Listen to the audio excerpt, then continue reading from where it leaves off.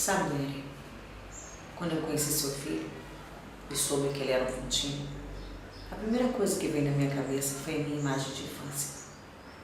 Quando ainda era bem pequena, eu queria muito um caderno. Meus pais eram pobres, não podiam me dar. Quem me deu meu primeiro caderno foi o Silveirinha. E a primeira coisa que eu reparei era o que estava escrito no canto da capa: Fontine. Fontine, papel e celulose. Pedi para o Silveirinha me explicar e ele disse que os Fontine eram de uma família muito rica, os donos de papel do Brasil. E quando eu conheci Marcelo, essa cena veio imediatamente na minha cabeça. Aí, eu decidi ter o seu filho para mim. Mesmo sabendo que ele gostava muito da Donatella, eu insisti, eu cerquei. E contei com a ajuda de muita gente importante naquela época. Lembra da campanha que a senhora fez a meu favor, lembra? Só o fato da senhora não gostar da Donatella já me ajudou muito, Dona Eri. Se a senhora soubesse como foi fácil. Não teve nem graça. Coitado do Marcelo, né? Tão idiota, tão influenciável. E a senhora, Dona Eri?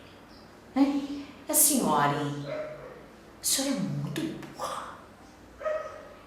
Só porque tem cultura, viagem pro exterior, sabe quem é potrilho. A senhora no fundo, passa de uma topeira.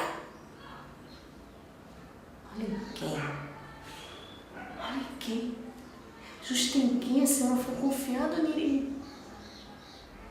E não foi por falta de aviso. Mas sabe por que a senhora caiu-se tão fácil na minha conversa? Porque eu sou branquinha, tenho essa carinha de anjo, com esse jeitinho desinteressado, humilde. Mais do que isso, eu sempre disse exatamente as coisas que a senhora queria ouvir. E foi fácil. Não deu uma semana. Uma semana a senhora estava aqui, comendo da minha mão. E não foi por falta de aviso, não. A começar pelo meu pai. Justo meu pai. Um pai dizendo que a própria filha não presta. Ele merece um milhão de crédito, não acho? Eu lamento, Dona Irene. Eu lamento. Mas as coisas não vão ser como a senhora quer. Porque agora eu vou ter minha vida de rainha. Rainha que eu sempre mereci ter. Enquanto a senhora vai assistir a derrota do seu império, depois de ter me ajudado a dar cabo da sua linda família.